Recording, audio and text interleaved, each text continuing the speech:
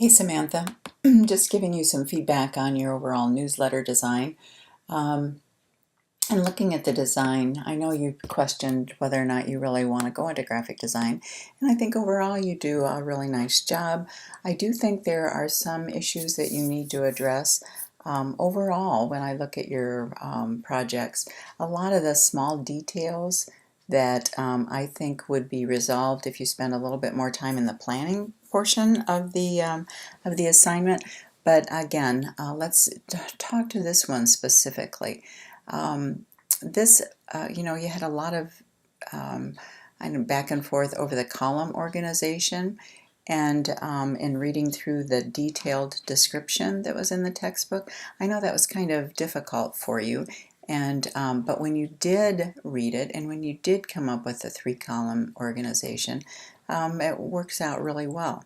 The typeface that you've chosen is nicely readable. You've got good spacing as far as leading is concerned, and tracking and kerning. And also it's nice in terms of the overall readability. The one thing, and again, this relates to some of the details that you need to pay more attention to. Something that I see that's inconsistent is the spacing between the name of the zodiac sign and then the date. You'll see with each one of these, they're just a little bit different. And although well, maybe, this type size is a little bit different on this, spacing is a little bit wider on that. And over here, spacing is very tight here. Those are the kinds of details that have to be paid attention to if you're going to be a graphic designer. The nameplate overall, I think, I love the typeface that you've used for it. I love the color. I do think it could be more impactful. Whether or not you use a star-like background, or if you do find some type of zodiac illustration, use all of the signs across. Not sure what the answer is, but definitely think that you could bump up the interest factor in that particular portion of your newsletter. Many people find the zodiac interesting, so that I would think that would just encourage that. These images are great. I like the way they're drawn, like that you've added color to them. I think that makes them very much more interesting. So that's a good portion of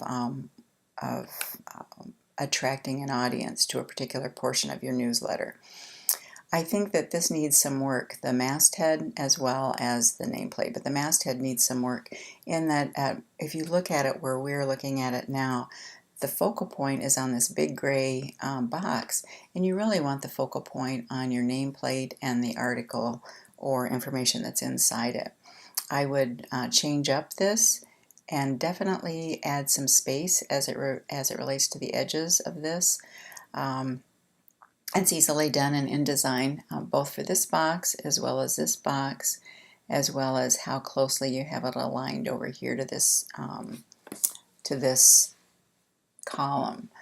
You need to be able to have some eye rest space, so to speak, around each one of those. This looks fine. Again, a minor detail is this computer slow ad. You've cropped off some of the important information. I'm assuming this says home something something, but again, if you're giving a 50% off, you want the individual to be able to see all of the information that needs to be given if they're going to submit that as a coupon or whatever. So again, overall nicely done. Details, details, details. You really need to pay attention to the details. But thanks, Samantha. You have worked really hard on this, and I do appreciate it.